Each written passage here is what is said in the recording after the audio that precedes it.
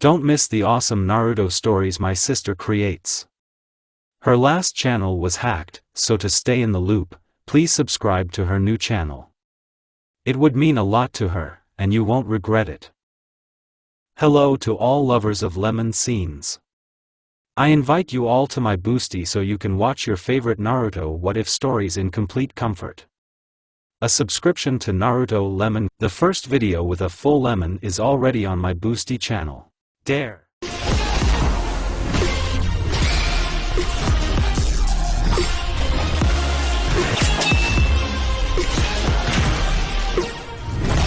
Have you heard of Uzumaki? Who is this? One is crazy. Crazy? In terms of? You do not know? He is strange and sometimes says creepy things. Yes. My mother forbids me to even go near him. Stop. How is this strange? Crazy? Yeah. Why isn't he being treated? Why does he walk freely? They say that even the Hokage is afraid of him. Do not talk nonsense. The Hokage is not afraid of anything. And him, yes. Is it really that weird? Yes. The only weirder thing is salty cookies. And says strange and creepy things? Is he kidding? No, he's serious. Check it out yourself. Yes, you can't. Parents will argue. They will. And he will eat you. He's not Barabashka, no matter what he eats. But the adults say that he is a monster. Creepy, crazy, and also a monster. Haha. Throughout Konoha, there was a horror story among children about the strange and very frightening Naruto Uzumaki, who, in general, had nothing to be afraid of, but you know children, right? And there is no horror story creepier and stranger than the fable about the crazy Naruto, who, however, really seemed not to be from this reality. Perhaps these are the tricks of the fox, who, due to the weakness of his seal, got into the habit of giving nightmares to the Jinchuriki, or perhaps these are the consequences of a meeting with Shinigami, who clearly does not have the appearance of the good Uncle Moidator, but, undoubtedly, also professionally breaks the fragile child's psyche, but, one way or another, the unfortunate Uzumaki sees something that is not there, mutters strange things under his breath and says illogical, and sometimes bone-chilling things. And there would be no complaints against the boy, may he grow up in Konoha, which we all adore, where no method of treating the affect of drinking tea with the god of death had been invented, and their crazy people weren't given their brains abroad for correction. And this did not affect the performance of military duty, so, after hesitating, and having listened to the advice of the elders in Danzo, including having received an overdose of caffeine and nicotine, Hiruzen Sarutobi gave the go-ahead for Naruto's crusade to the academy. Naruto, what is the difference between Chunin and Jounin? How are kunai and sloth similar? Of course, in Uzumaki's head there was a mess of his fantasies, fragments of the Shinigami's memory and the knowledge of the Kyuubi, and his parents, and such a rich one that it was impossible to extract at least something useful from all this, and new knowledge evaporated without ever reaching the brain.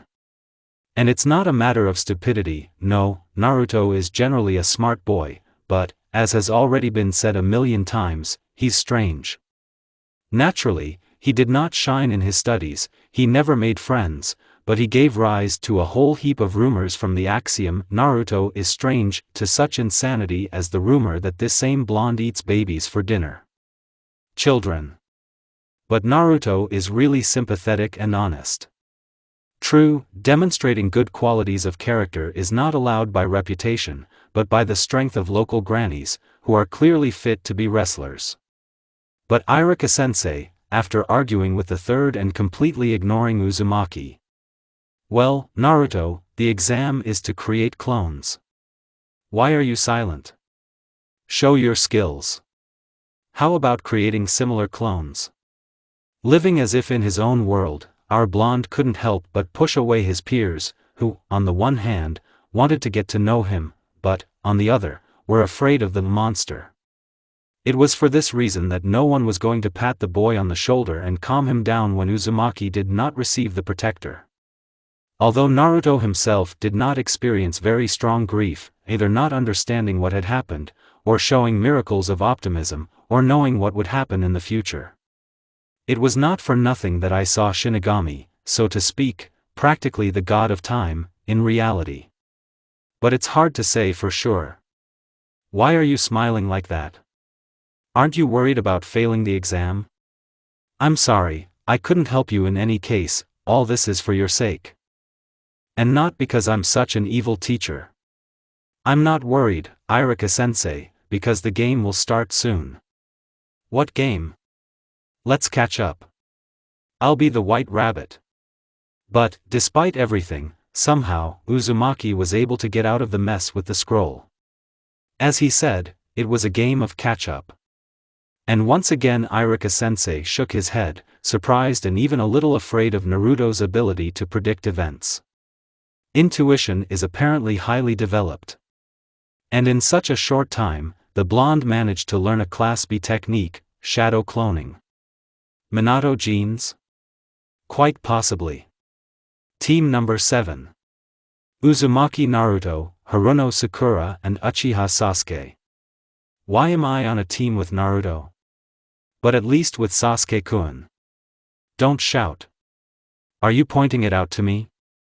No, you're just scaring them. Who? Them. There is nobody there. Stop lying. Eat. You just don't see them. But they exist. You're strange. By the way, everyone breathed a sigh of relief when they learned that Uzumaki was not on their team. Sakura was afraid of Naruto, but quickly restored her supply of vitality just by the thought of the fact that she and Sasuke-kun were on the same team. And the Uchiha? He didn't care about his comrades, and in general he would prefer to work alone, without ballast. In addition, it came as a shock to everyone that the local fool suddenly became a shinobi, even though he failed the exam miserably. Interesting, isn't it? But, nevertheless, the protector adorns the forehead of the blonde, who is currently muttering something under his breath, as always.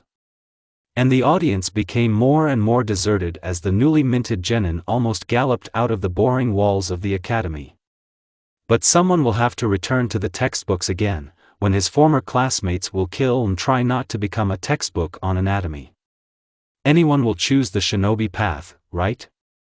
So, only Team 7 remained, still waiting for their sensei, who, in fact, cannot, purely morally, tear himself away from reading the new arrow novel of one of the Sanins, fortunately, not Orochimaru, although his Talmuds would become popular in certain circles, and doesn't think at all about being on time. All the teams have already left, Sakura grumbled quietly, looking at her watch every now and then. Why is only our sensei late? Catching Uzumaki's heavy gaze, Haruno frowned, questioningly. Well, she didn't like Naruto, she didn't like him. If you look at your watch often, you'll stop time forever, the blonde nodded to himself. Cover them with a band-aid, and time will go faster, and they won't be offended by your intense gaze. What, was all the girl could say before Naruto plunged into himself again. He's strange, like crazy. Haruno decided, looking displeasedly at the source of all the horror stories. Why am I on his team? I would agree to be with anyone, but not with Naruto. It's good that Sasuke-kun is here. With a quiet creak, the future burst into the audience, looking around at those around him with an indifferent look and saying, "Oh, is this Team 7? Am I right? Naruto and them." The weather was pleasant, with cloudiness and stuffiness, foreshadowing a thunderstorm with showers and lightning, as it should be. I just wanted to lie on the grass and sip juice, but no, getting to know the sensei. Although Kakashi would prefer to sit in the shade, sip something a little higher, and enjoy the wonderful intrigues of his fellow countrymen's new erotic novel, but what can you do if the third himself has placed some youngsters on the Jounin's hump? It seems that this time he is being forced to plow by the last of the Uchiha of Konoha, the best student of the academy, and a bully. And the last one is the son of Minato-sensei. Hatake had never even encountered the restless bandit before, perhaps he hid so well, but they say that the boy is strange. And Sarutobi Hiruzen only shows false teeth when it comes to finding out the reasons for the boy's oddities. Yes, in general, the soundness of the idea of involving Naruto in the work of a shinobi, where is the reason? Where's the common sense? But yes, where does it even state that a shinobi must be mentally healthy? That's it. Oh, is this Team 7? Am I wrong? Smile, eyes examining the three graduates. Are Uchiha Sasuke and Naruto Namikaze really, Uzumaki? Two headaches at once. The third one is taking revenge for something? Not at all, no complaints. Yes, you will agree, hemorrhoids are the same. Yes, the girl with pink hair responded friendly and bowed slightly politely. Decided to make a good impression? Okay, follow me. Kakashi turned around and stomped in the direction of the exit from the academy. It seems that workers planted trees and bushes on the roof of the botanical garden a week earlier. Just the thing for a wonderful time. The girl admired the idea of the owner of the garden, when Sasuke only grunted, and Naruto seemed not to notice anything at all, continuing to mutter something under his breath. First, introduce yourself and tell us something about yourself. Hatake started up his barrel organ, remembering all the students who failed the test. Will he really send 3 more egoists back to the academy this time? Why tell me? Sakura frowned, settling closer to Sasuke and away from Naruto. Leaning against the railing, Kakashi spread his hands. Well, what you like, what you don't like, what you want to become in the future, your hobbies, etc. Since the flow of questions from the girl did not subside, the jounin had to be the first to share meager information, privately cherishing the thought of reading. There was nothing surprising in the fact that the Uchiha was silent, but Kakashi could not even think that the son of Kushina, the sensei's noisy wife, would be quieter than water and lower than the grass. And while Haruno shared her teenage crushes, the man watched the boy, sprawled on the steps, openly dozing in the modest rays of the hazy sun. I don't really have a dream, but rather a goal, to revive my clan and kill one person. While Sakura admired the coolness of the brunette, Naruto perked up. He raised his head, examining the young Avenger for a minute, as if assessing his strength and the truthfulness of his words, and then smiled sincerely. And although under normal circumstances the smile would not have caused any emotion, now it froze even better than the Uchiha's statement. It's as if Uzumaki sees at the root and knows both the past and the future. Your turn, the sensei broke the tense silence, pointing at the blonde. And again a soft smile on the genin's face. The name will be forgotten in any case, drowned in history, even if it is the name of Hokage, Naruto began, without looking at Kakashi and his teammates. And over time, beloved things turn into hated ones, just as disgusting things become attractive. What if you break the clock? Then time will not pass, and tastes will not change, but isn't that sad? What if all this time you have been pursuing not the truth, but a disguised lie? Wrong? Hatake, unlike Haruno, who understood the idea, caught Uzumaki's fleeting glance at the brunette. And I love talking to them. With whom? Sakura asked with a bit of hostility and a hint of fear, moving even further away from the blonde. He smiled madly and nodded towards the void, after which he again lay down on the steps, not listening to the sensei's further warnings about the upcoming test. And no breakfast. I don't want you to throw up inside out. Sensei said the last word, after which he looked around at the silent trio with mockery in his eyes. Naive people, do they really think that in Konoha the same tests that happened in the fog?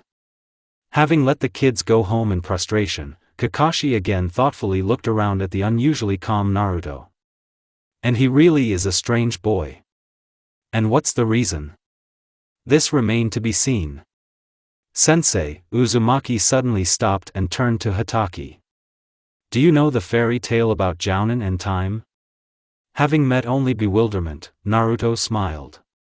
Due to the fact that the Jounin did not let go of the past, tormented him, time was offended. Do you know what happens when you waste time?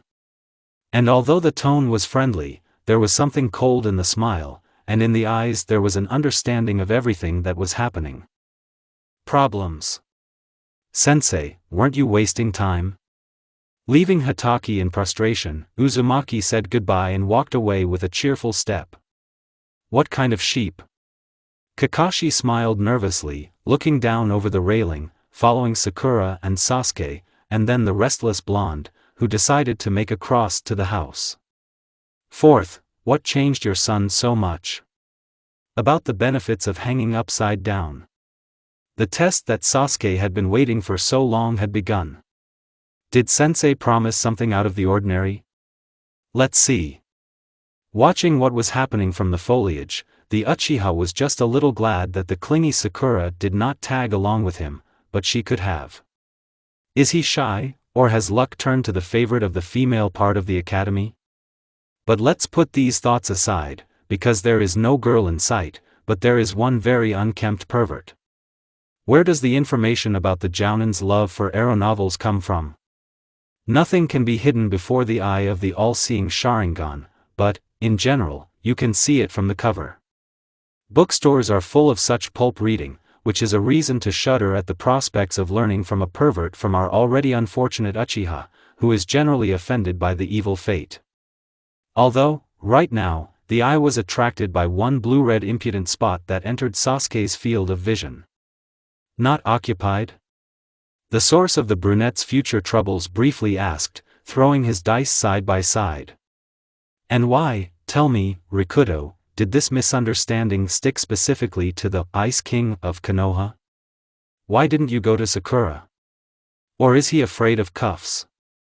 The Uchiha already wanted to say a couple of affectionate things, but he closed his mouth in time. Smart and well-mannered boys are not rude. And you shouldn't talk to crazy people. Is Sasuke a good boy? And it seems to him that very much so. Oh, lost soul. Don't stare, you'll have to sew up the hole yourself later, Uzumaki hinted too calmly, turning over on his back. Is he tormenting me on purpose, or is he really such an asshole? Our aristocrat frowned, but pulled himself together in time, remembering that he was not at a picnic, and stared wide-eyed at Kakashi, who, apparently, was satisfied with this situation, sitting on a stump and reading obscenity. And so an hour passed. So are you going to take the bells? The Jounin asked sleepily, stretching and yawning sweetly. Is there really a boring part in the book? Going to. Now. With these thoughts, the Uchiha threw a dozen kunai at Kakashi. You can't let your guard down, even if you're a Jounin. Past, Naruto, who had dozed off, yawned nearby. Sasuke only grunted, the throwing weapon hit the target. A moment later, the Uchiha realized that he was mistaken, there was a log in the sensei's place. And where does he get it? Uzumaki chuckled, turning back onto his stomach and crawling closer to the gaps in the foliage. And Sasuke just stared gloomily at his teammate, not understanding how someone like him, weak and stifled, incompetent, could understand that Hatake would use the substitution, before him, of a genius from the Uchiha clan, and without even turning around. What does he take? Sasuke asked gloomily, looking around the perimeter in search of a new shelter. At this time, Naruto sat down and stretched his arms and legs. Polina. Do you see a woodcutter somewhere? What about the firewood warehouse? No? Then where does it come from? How the blonde explained to a small or mentally retarded person with a smile. Maybe from another dimension? And again the Uchiha wanted to make the hands gesture. Every shinobi knows how to perform this technique. But Naruto is right about something. Where do the logs come from? Realizing that he was behaving just like an Uzumaki, Sasuke threw his childish thoughts aside and focused on more important goals. So, why is Naruto smiling so strangely? Not good, oh, not good. In general, when they smile from all their teeth, and so disgustingly, This clearly does not foretell a meeting with Santa and the Easter Bunny over a cup of green tea. Although, drinking tea with non-existent personnel is the prerogative of exclusively small girls and Uzumaki. Agree, seeing Sasuke riding a unicorn is equivalent to meeting death in a glamorous ultra-short dress with a small yapper in her purse. But the second, at least to contemplate, is not so explosive for the unfortunate gray matter. But we have nothing to lose, right? Changing his position, Sasuke was glad to be completely alone. But the joy was replaced by a silent scene in the form of Naruto crawling into the light of day. A miracle has happened. He doesn't care. Oh, no, I went in the opposite direction from the Jounin and the bells. The Uchiha looked out of the bushes with interest, noting with his peripheral vision a curious pink crown sticking out from the crown of the trees on the other side of the clearing. What was this crazy guy up to? Does he just want to leave? Or is he preparing some kind of plan? The brunette even began to scold himself over the paranoid thoughts that had appeared regarding the orange boy, because it was simply unrealistic to tear himself away from contemplating this scene. So, I approached the pillars. What? The aristocrat was already warped when the boy, with the equanimity of that very mountain, took and brewed ramen. Isn't he blind by any chance? Kakashi is watching. However, his psyche was no less broken, but the pattern was broken by the antics of such a quiet-looking Naruto. But Hatake woke up in time, and took the food from the genin, who was quite upset by this fact, who immediately told the Jounin. So, my conscience allows me to take food from the orphaned and wretched, and such a heavy, heavy sigh of disappointment at the end. The stunned Jounin released the orphan and wretched man, after which he stood in prostration for 5 minutes until Sasuke again threw shurikens and kunai at him. Little brat, Hatake spoke about someone unknown, again saving himself with the replacement technique. Frustrated by another mistake, the Uchiha again changed his place, moving away from the pond. Sensei had already disappeared, as did Haruno and Uzumaki. Where did this crazy guy go, by the way?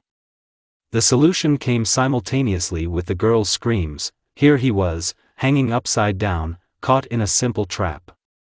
Yes, even those who are not shinobi can do this. Well, that's right, fool. Fool, confirmed Kakashi, who had appeared from nowhere, in front of the Uzumaki. Fall into such an elementary trap. Naruto, with a smile that seemed to be stuck to his face with superglue, or was a default function, nodded to Hatake, to which he sighed sadly, Shinobi must see the inside out. Well said, but even the greats did not always adhere to this. You won't be able to see your own insides. This is what distinguishes wise men from simpletons, the blonde put in his 2 cents, relaxing his whole body. Before the Jounin had time to marvel at Naruto's words, he broke the whole philosophical gooseberry. And it's also useful to hang upside down. Firstly, thinking works better, and thirdly, it's so relaxing. Without even trying to delve into the secret meaning of the phrases, Hatake rolled his eyes and disappeared in order to stir up the third genin on the team. And while the fight between the 2 Sharingan carriers lasted, Uzumaki basked in the sun. When the time came for the circus to leave, the timer rang, the despondent Sasuke and Sakura plopped down on the pillars, but, not finding a trace of Naruto, they suddenly perked up. At least the girl. Where did this crazy guy go? He's probably chatting to himself somewhere in the forest again. Didn't do anything. Lazy person. But then Haruno caught the eloquent look of the love of her life and blushed to the roots of her hair. She, too, was not distinguished by her legal capacity. And while the genin were resting and anticipating further events, the Jounin went to look for Uzumaki. Still here? Kakashi was amazed to find Naruto still hanging on that tree. Can't you free yourself? Why? The genin was sincerely surprised. I said that hanging with your head is good for brain activity. Well, yes, Hatake snorted, fishing out a kunai in order to free the proud sufferer from the grip of the vile rope, when Naruto had already landed on his native Mother Earth. Staggered a little, but stood firm. Well, he could have done at least something useful instead of idleness, you little parasite. Couldn't Sakura and Sasuke take the bells? Couldn't unite? The blonde muttered under his breath, but the sensei heeded the question. If you know that the essence of the test is teamwork, then why didn't you contribute? Hatake asked with a hint of irony, following the boy to the two genin. Sensei, who will listen to me? The boy shrugged his shoulders lightly, breaking into a run with a laugh. The jounin had no choice but to once again raise his eyes to the sky, sigh heavily, understanding the reasonableness of the statement, and go to the troika in order to once again begin the session of horror stories. About cats and dogs. Sakura, for whom this week was full of nothing but problems, was already about to rebel when her team was tasked with finding some tattered black cat.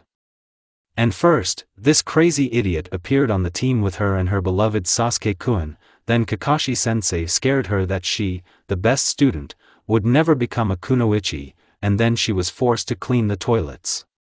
And at this time Uzumaki was slacking off. But it's scary to hit him, he's creepy. The girl shivered, sitting on the bench, waiting for her teammates. However, it's all the fault of stupid old man third. Mischievous old man. And it would be better if they left her alone with Sasuke-kun. Yes, that would be better. The Uchiha appeared on the horizon, and at the same time Haruno's mood grew exponentially. Sasuke-kun and she will be alone for a while. They say correctly that love works miracles. But even after all the attempts to seduce the obstinate brunette, the Uchiha paid the bare minimum of attention to the noisy girl. And that's because she had something white on her back. Turning his lazy gaze to the bench, Sasuke decided not to sit next to the fan. He realized that it had been recently painted. Holding back a malicious grin, the noble genius again closed himself off in his thoughts about revenge and the fact that he would be proclaimed the coolest Uchiha, and indeed in general.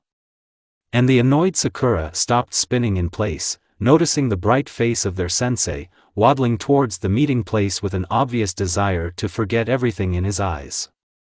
Excuse me, I was helping the old librarian get books." Hatake waved him off in his usual manner, but noticing the absence of one element of their team, he asked, "Where is Naruto?" "He's wandering around somewhere, as always," the girl exhaled offendedly and quietly added, "I don't care whether this strange one is there today or not." And the wait would have continued forever if something shaggy and with cat ears had not fallen out of the nearby bushes. Guess who could pull on a dirty and moth-eaten fur coat in the summer? Of course, Naruto Uzumaki. He answered all questions with a completely insane smile, as it seemed to Haruno, as if he was mocking and generally plotting dismemberment. "Sakura-chan, you can't catch cats with white colors. They love black people," the blonde nodded like a dummy. And only now did Sakura realize that the bench was painted. With a wild cry, she jumped up, planning to run home and change clothes, when she was stopped by Kakashi-sensei, who wanted with all his heart to finish the mission as quickly as possible. The goal was the cat of some not particularly important person, but it was impossible not to complete the task. Having distributed walkie-talkies to everyone, Hatake rushed off to look for the cat. "Sensei is a lazy ass," Haruno lowered her head sadly. "Now we need to look for all kinds of cats. If only they had given more interesting missions." "Don't worry, it will snow soon," Uzumaki silently appeared from behind, and as soon as the girl turned around, the blonde was no longer there. "Strange, crazy." Sakura shuddered. "How did the Hokage allow him on the mission? Doesn't do anything and just scares you. Idiot. And yet, why did you put on a fur coat?" Sitting on a tree branch, waiting for the cat to appear, which, as Sasuke-kun reported, was running in this direction, Sakura dreamed. Now she will catch the animal, and Sasuke will understand what a talented kunoichi she is. "The little blackie won't come here," Haruno almost fell into the nettle bushes from surprise. Jerk. Why are you scaring? The Uzumaki just shrugged, saying it wasn't on purpose, and leaned against the trunk, sitting on a nearby branch. The girl sked irritably and returned to observing the square. And soon the sensei's voice was heard from the radio, who stopped waiting for Sakura, saying that the animal was moving into the city. Hirono looked at the young fortune-teller with fear, but knocked all thoughts about the paranormality of what was happening out of her head. The pink-haired girl was already starting to get angry. Do you think I believe that you are such a cool clairvoyant? Sakura decided to trick the boy. Idiot. Crazy idiot, that's what you are. Why did you even wear a fur coat with cat ears? And Naruto just smiled. That's how they catch cats better than dogs. Sakura began to have a nervous tic. He's kidding me. There were rumors at the academy that her classmate was the incarnation of a demon and a Shinigami rolled into one, but would smart girls do such a thing? No. And all the junior schoolchildren believed and were afraid of the silent boy. But the elders, as Kiba and Ino said, who for some reason began to love such trouble, were waiting for Uzumaki at every corner in order to beat him, but the blonde head disappeared as suddenly as it usually appears. And in general, why is Hirono Sakura's, head filled with all sorts of weirdos and fools? How is Sasuke-kun? You're wearing a cat suit, the girl grumbled, jumping from the branch. Nobody cancelled the task, and Kakashi-sensei and Sasuke-kun are already in the village. This is a dog. The local madman caught up with the pink-haired one. Not a cat. Cat ears, genius, the girl shook her head in frustration, tearing the hem of her dress from the treacherous thorny bush that decided to leave her, so beautiful and smart, here in the forest and make her the queen of nymphs. Well, or Konakovskaya Eve. Dogs have different ears, Naruto sniffed, standing next to his teammate. She looked him up and down, burning holes even in titanium, and just tooted, saying, he's a small child. In general, Hirono had nothing against blue-eyed blondes and children, but this detachment from this world irritated her. Have nothing to do? Can't he speak clearly? He only fools around and scares children. And the dogs always know where the cats are. Now Chernish will come running here, Uzumaki smiled, wrapping himself in a fur coat. Cats love dogs. Idiot, Sakura decided, leaving the thorny bush to crow alone. So where is Konoha? Catch the cat. Kakashi-sensei commanded, like a forester with a chainsaw, suddenly jumping out from somewhere above, and before that, something dark flew right in front of Sakura's nose, which turned out to be the desired animal. Sasuke rushed after the teacher, but stopped abruptly, looking sullenly at how Uzumaki calmly stroked Blackie. Truly, Naruto is amazing. Sakura gritted her teeth, and Hatake contentedly pulled out his favorite book from his pouch, the contents of which the girl did not know, but was sure that it was something serious, for example, the Shinobi Code of Honor. In the end, the cat was delivered to the owner, who began to squeeze his Hanamaru, and Sakura was once again convinced that Naruto was strange. For example, his logic that cats love dogs. But Hanamaru jumped into the arms of Uzumaki. Truly strange and even a little, just a little, scary. About all sorts of grandchildren, princes and cats with blue-green eyes. If you are full of strength and energy, then all you have to do is become the ruler of the entire village. And if all sorts of old men interfere with this, then there is nothing left but to kill the insolent person who dared and not to give the title to the most worthy. Today the assassination attempt ended in failure. The victim somehow found out about the attack plan and prepared thoroughly. And the fact that he, a petty terrorist, stepped on the tip of a stupidly long scarf is the machinations of the elders. Wandering through the streets, the failed Dark Lord set fire to his grandfather, that old fart, and Ebisu-sensei, who does not understand the genius of his student, and other completely random individuals who dared to catch the eye of the failed Hokage. And if death comes earlier than expected, will it be injustice? But how to determine how much time a person has left? Death defines this, so does it always come on time? Someone nearby muttered under his breath, which extremely irritated Konohamaru, the venerable grandson of the third Hokage, also known, only to himself and a couple of children, between us, as the Lord of the World and simply genius shinobi.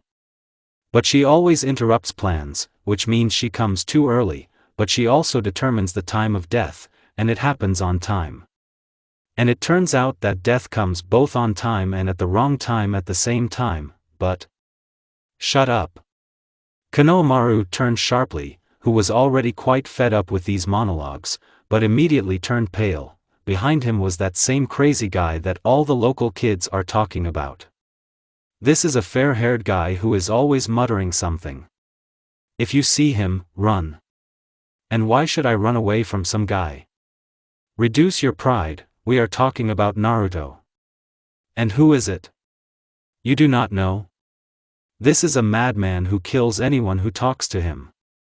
You're lying all the time. We'll see when you meet him. But Konohamaru did not believe in these stories. Now the guy from the horror stories should smile madly and kill him. The boy closed his eyes, expecting anything from the psycho, but he just walked past, continuing to mutter under his breath. What kind of impudence? When fear faded into the background, pretending to be a bump, pride began to speak, fueled by an unchildishly inflated self-esteem. In the end, when the local cannibal showed his back to our brave hero, he, without thinking properly, decided to teach the impudent a lesson by introducing the back of his head. But let's be realistic, of course, most likely the unfortunate ass will suffer, with a majestic soul no less majestic Sandal and even more so the even more majestic Konohamaru. However, apparently, Murphy's Law decided to apply itself here too. The guy from the horror stories jumped at the last moment. He jumped high. And the venerable grandson flew forward with the grace of a downed sparrow. If you want to fly, then be afraid of the sun, new Icarus. The cannibal approached Konohamaru and smiled from ear to ear. Help? Having looked at the guy with an angry and contemptuous look, Sarutobi hit Naruto on his outstretched arm and stood up himself, showing that he did not need help. I can do it myself. Anger was boiling inside, but the venerable grandson did not want to beat Uzumaki. It was scary. He dodged, even though he didn't see the blow, which means the legends may turn out to be true. Being angry is stupid, it's a waste of time. The monster responded to the rudeness with a slight smile. Do you want me to tell you a fairy tale? Konohamaru fell into a stupor. A monster, psycho and cannibal in one bottle does not take offense and even offers some fairy tales. Truly out of this world. Having resisted, namely, insulted him a couple of times, Sarutobi saw not counter-anger addressed to him, but a soft smile from the blonde. But what can you do when they literally want to force you to listen to all sorts of stories? Nothing. That is why the boy gave up, and Uzumaki dragged him into the forest, where, presumably, they would find the gnawed bones of the great Lord of Darkness. Once upon a time there was a boy, Naruto began, smiling mysteriously. Konohamaru didn't particularly like the fact that the guy was constantly smiling. And he had a father's father, who was the king of one small but strongly united country. He ruled well. There were butterflies and fluffy cats walking along the roofs at night and catching butterflies glowing blue-green, causing the cat's eyes to glow in the dark. As Uzumaki's story progressed, the clearing in which they were sitting seemed to be transformed. Konohamaru could have sworn that a couple of times he saw the glowing blue-green eyes of cats in the bushes. Black like darkness. The cats roamed freely around the city where the king's castle was located, but only pure-hearted people saw them. Cats appeared and disappeared, and when they were not there, gray rats with empty black eyes appeared on the streets. And everyone who has ever committed a bad act has seen them. The boy was narcissistic and wanted to take the throne of the king, every time trying to defeat the old man.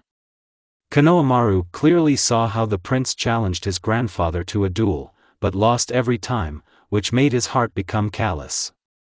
As a result, using poison, he killed the king, becoming the new ruler of the country, but he did not know how difficult the leader's share was. The kingdom began to fall apart, and black cats with blue-green eyes disappeared from the streets, which were immediately filled with rats. At this moment, Sarutobi winced and turned his gaze to the narrator, who, although he was smiling, was clearly either annoyed or upset. Meanwhile, the story continued. The prince wrung his hands and asked the migratory birds for advice on what to do, but the birds did not hear him. Then the new ruler went in search of cats. For a long time the prince searched for pure hearts, accompanied by a pack of grey rats with empty black eyes, but could not find them in the entire kingdom. Then he went to the neighboring ones, but on the way there was a thunderstorm. Fleeing from her, the ruler broke into one of the village houses where a commoner lived with her son. Having demanded shelter and food, the prince fell asleep on the only bed, having eaten the entire dinner of the peasants.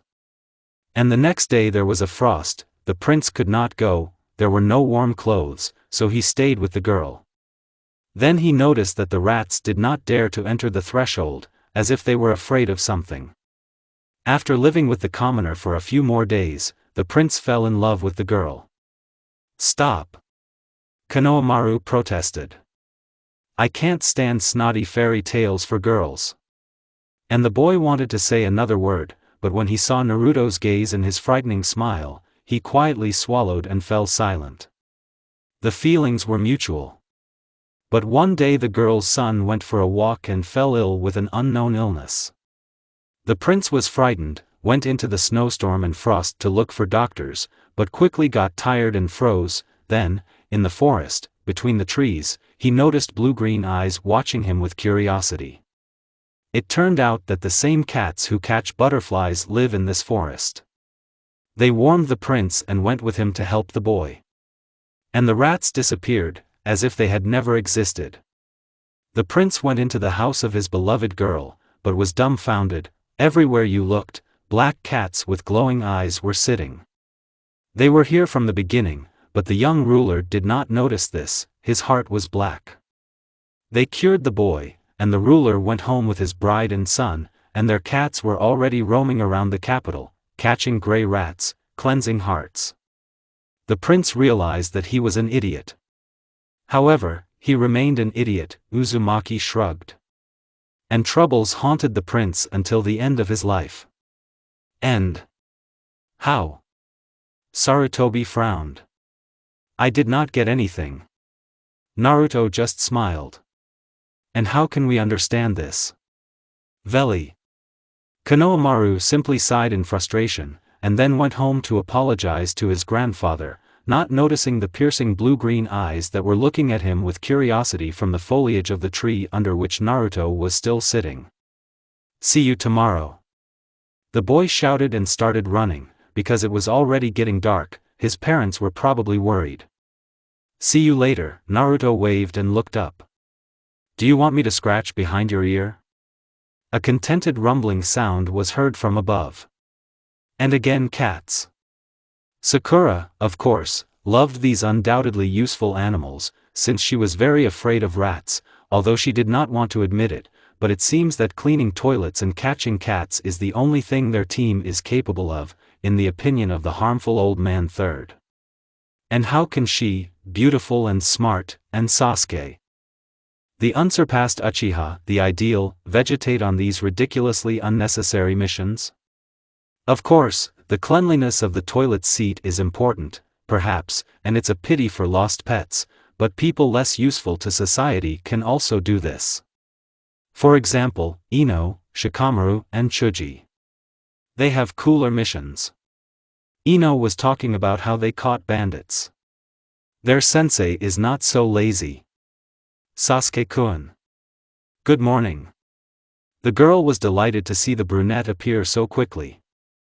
It was better than standing with Naruto and listening to him grumble. Even if it is crazy, it is, to be honest, very interesting. Just don't say a word to anyone. Having straightened her shock of hair the color of cherry petals, the girl checked the bench for undried paint, which then so insidiously ruined all the fun, but, not finding what she was looking for, she calmly sat down, expecting Sasuke to plop down next to her.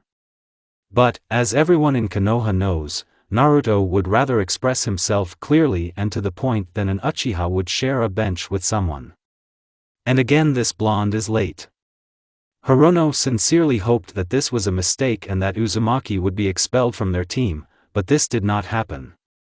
Surely the tricks of the third. Naruto. You're late as always. Even Kakashi-sensei comes faster than you. We have missions, not a kindergarten. Sakura flushed when the blonde head appeared on the horizon. Naruto gave those present a smile, and after Hirono's words, he tilted his head to the side and shrugged. These are all dirty insinuations. Choking with indignation, therefore missing the meaning of the phrase and its intelligibility, which, as previously said, was absolutely not characteristic of such an unusual person as Naruto Uzumaki, Sakura again flared with righteous anger. Do you even look at your watch? Do you know what time is? If you look at your watch often, time will be offended. And if time is offended, then this is absolutely not good, there will definitely be troubles. And the clock always lies. How can you measure what is not there by what is? It's somehow counterintuitive. Naruto nodded to himself again, and when he saw Sakura's face, he shrugged. Do you feel like time is slowing down and then speeding up?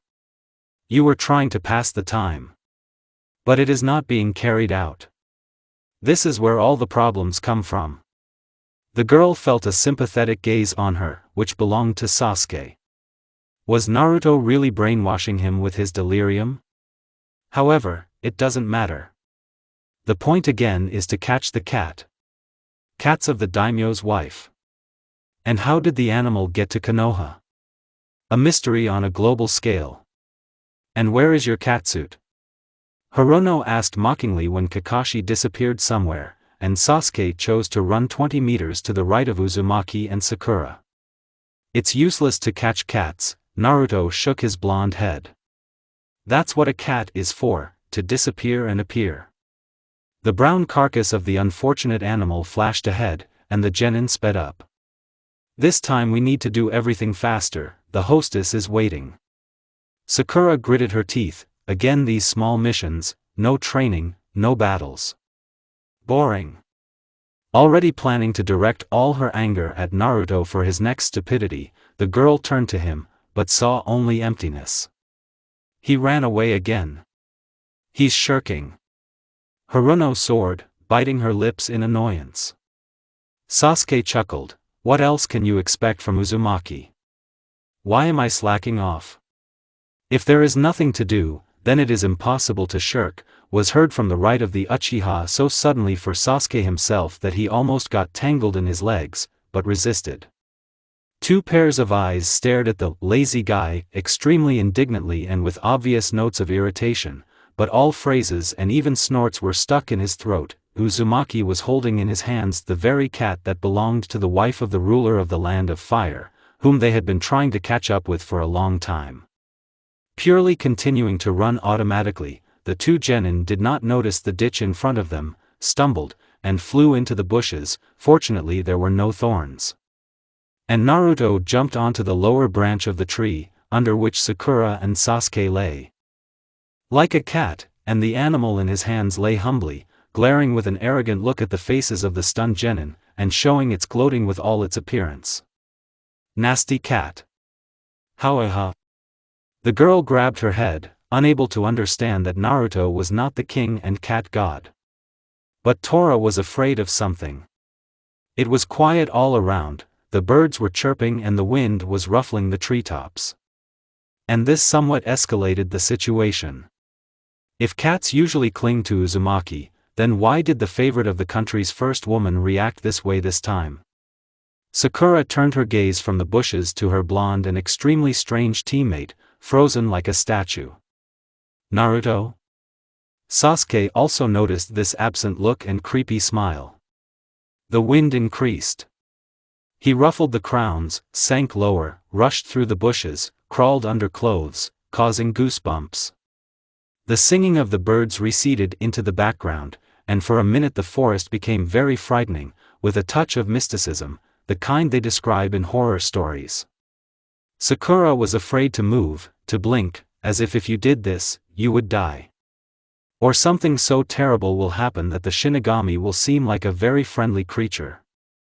Sasuke swallowed nervously. He only felt this way in nightmares, when his brain was again plagued by memories of Itachi's genjutsu, of that night. And then he woke up in a cold sweat and trembled for a long time, as impressions and emotions did not want to dull.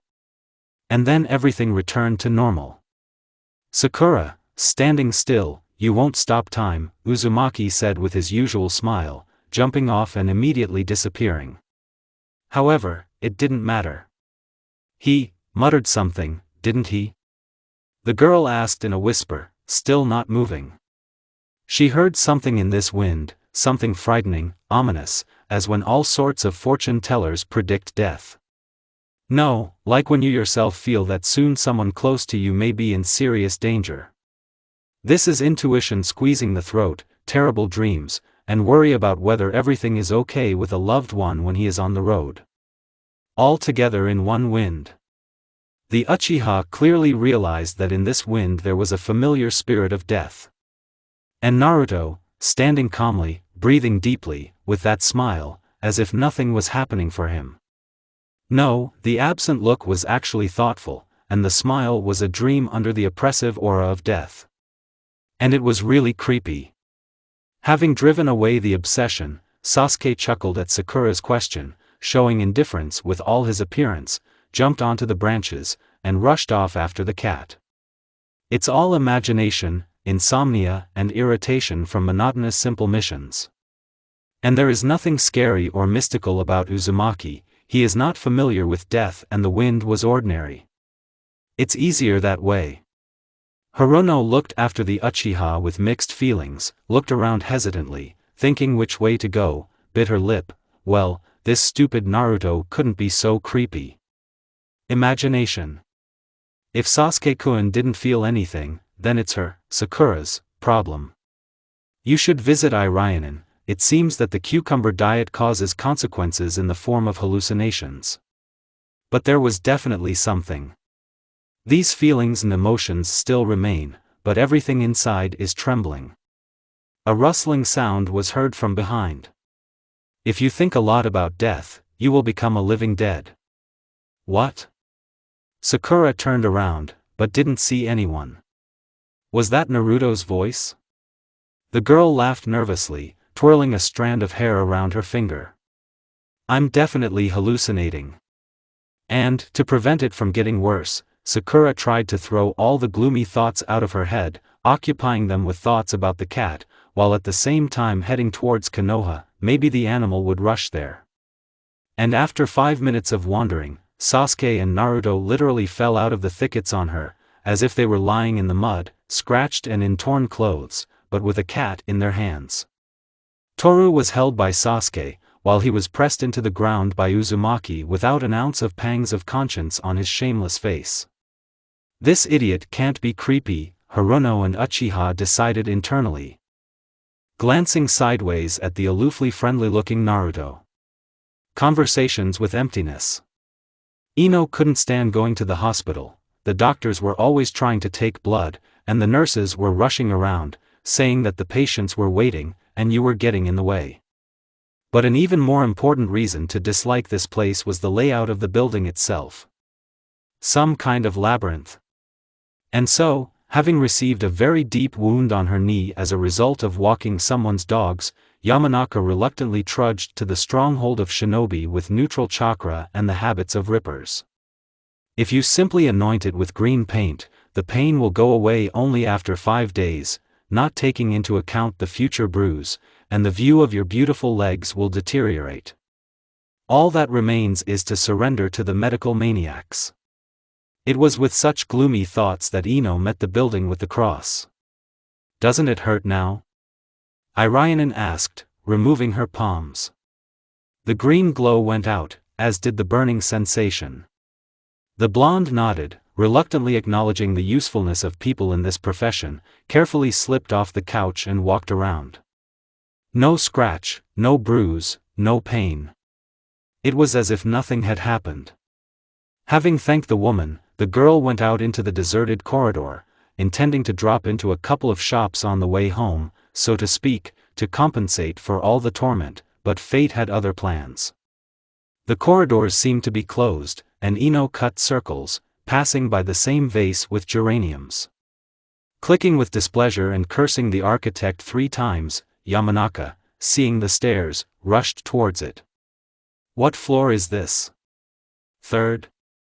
2nd? There were no people along the way, only voices were heard somewhere far away. Probably in the wards, Ino thought, not really listening. Having gone down to the floor below, the girl pulled the door, but it did not budge. Apparently they had closed it. It would be reasonable to go back and start the journey again, but that floor was already in the liver, and the stairs were still going down. And again the same situation with the door. Cursing, Yamanaka went down even lower, where the stairs ended. Without reading the hieroglyphs above the doors, the girl entered a not particularly lit room. On the left hand there was a table with a bunch of papers on it, and on numerous shelves there were vessels with various liquids collecting dust. Grimacing at the strange smell, Ino slowly and quietly walked on, largely thanks to the silence pressing on her ears and this strange smell, which discouraged the desire to swear. And gradually the silence was diluted by indistinct muttering. The room Ino found herself in was relatively small, and opposite the entrance there was another door.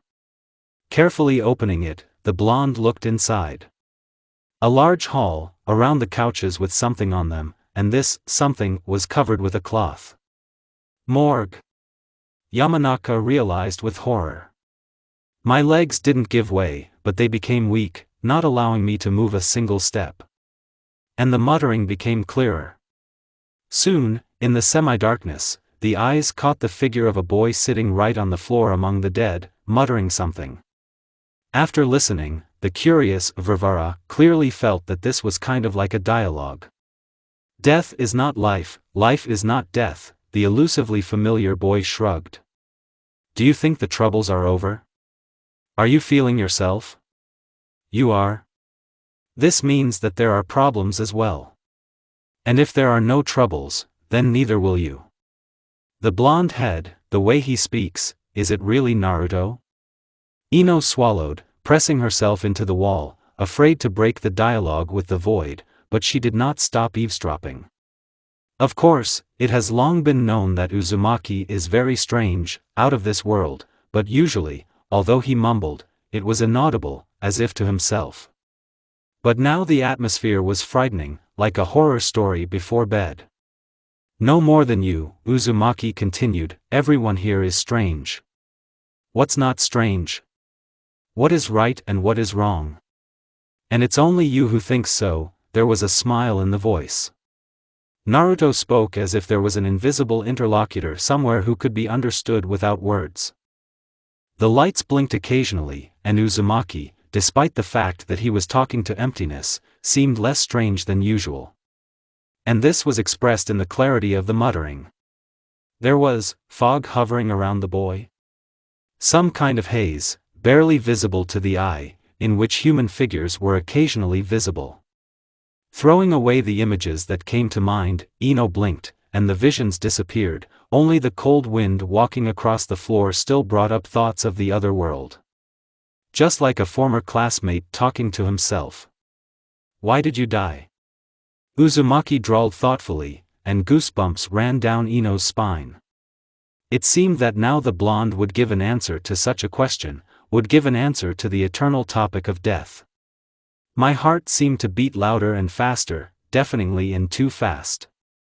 Afraid to move, the girl from the Yamanaka clan grabbed onto the doorframe, even holding her breath in order to hear everything, but Naruto acted differently than the girl thought. You'll find out for yourself, the blonde purred. Is that so? And turned in the direction where Yamanaka was hiding, looking out impatiently. My heart skipped a couple of beats and my vision darkened. Ino only remembers that her legs carried her forward, not making out the road, and the gaze of blue eyes with a certain amount of mockery along the entire way out seemed to be drilling into the back of an unwanted guest. And a strange smile for Naruto, not soft, but truly crazy. Yamanaka felt that she had opened the wrong door, that she had seen the wrong thing. But inside there was a firm belief that when a certain time comes, this secret will also be revealed. And even if not completely, but this will certainly be enough. Already standing at the counter with low-calorie sweets, Ino still could not move away from what she saw and heard. Thoughts swarmed in my head, and a chill ran down my spine. The morgue is not a place where the living can go without an invitation, it said in my ear. Horrified, Ino looked up at the sound, only to see the salesman with a beaming smile. After asking again in a trembling voice, the girl received an answer. "I'm asking, maybe I can advise you on something?" After muttering her order in confusion, Ino took the package and quickly left, leaving the seller standing with a puzzled look. And already being at home, having thrown all thoughts about the dead and Naruto out of her head, she, having read a couple of books in order to wait for the evening, wished everyone good night, went to bed, although sleep did not come. All sorts of nonsense and horrors crept into my head until fatigue took its toll. Naruto, sitting on the roof of her house, waited until all the lights in the windows went out and raised his head to the sky. The sun was disappearing behind the horizon, the cool wind ruffled clothes and hair. Summer nights are truly beautiful. All sounds faded away, people in other houses also went to bed, noisy daytime life gave way to dangerous night life. And the wind rose again, and as if in its rustle there was a quiet, barely audible whisper. "Are you afraid?" "She'll forget everything," Uzumaki stretched, looking around at the bar signs burning in the distance. What seems strange and abnormal to a person is usually ignored or forgotten. People don't like the inexplicable and the unknown. The rustling sound was repeated. "As you say." Naruto walked along the edge of the roof and jumped down, losing himself in the shadows. Sometimes you can be normal. But only alone with this rustling whisper. And again you will have to carry out his instructions. At the same time, a figure of a man, more like a boy, appeared in the cemetery. And the quiet muttering of the wind carried through all the nooks and crannies of the territory of the ghosts of the past. And random passers-by, as soon as they heard him, shuddered and quickly walked away. Only the boys, determined to prove their courage, watched in horror as the shadow of a man walked between the graves, as if guarding them. And then a new village horror story about a cemetery guard was born. But some suggested that it was Naruto Uzumaki. The strange blonde answered direct and hidden questions regarding communication with the dead with a soft smile. "It's all nonsense. Naruto and cemeteries? It cannot be." "Don't be a fool," Ino laughed, and the kids looked into her store to tell a new story, but something inside told her that legends weren't just made up. There is always some truth in them, and in some there are fewer lies than truths. "And what am I thinking about?" The girl shook her head, straightening her tail so that Sasuke could notice her beauty. "And why even think about all sorts of weirdos and freaks? Crown, princess." Hinata felt out of place in the clan. Her entire family was strong, the Byakugan could compete with the Sharingan, all members of her family were taijutsu masters. Hyuga are the elite of Konoha. And she is not worthy of the title of princess of the clan. Hinata trained long and hard, but Hanabi was more talented in everything. Hit. The training dummy is covered in dents and gouges from kunai, but that's not enough. She is weak in body and spirit, in her own opinion. A nuisance for everyone. Hit. A lump rolls up in her throat, she can't hold back uninvited tears, and Hinata, leaning her back against the mannequin, slid to the floor, clasping her thin knees with her arms. Biting her lip, the girl took a deep breath. Her father is ashamed. Niji's brother hates her, and her sister despises her. Is it worth continuing training if there is no result? Maybe she will just become a carrier of the Hyuga genes? Hinata shook her head. Where do you get these thoughts from? After all, she is very far from her clanmates. White Crow, defective. Extra. Then why are you making your fists bleed? A familiar voice. Hinata shuddered, jumped away from the target, looked at the uninvited guest and almost coughed. Naruto was sitting on a training dummy, throwing 2 apples from hand to hand. You are strange. Are you afraid of troubles? How did you get here, Naruto-kun? Hinata wanted to ask, but hesitated, blushing. How did he get past the guards? How did the Byakugan not see him? Do you see everything yourself? Do you see what you know, or do you know what you see? People are moles, they don't see a grain of sand in front of them. No troubles, no salvation. Not even yourself. Naruto smiled. He always smiles and never frowns. Blissful. Happy. But are people who show their smile to everyone really happy? Hinata looked around cautiously and listened. Nobody here. When she's at home, no one needs her. Nobody is looking after her. Definitely redundant. Why are you here? Just? You want something. They want something from you. And you are redundant. You offend everyone. Hinata stared at her fingers. She has Kurenai-sensei, Kiba and Shino, and she cannot let them down.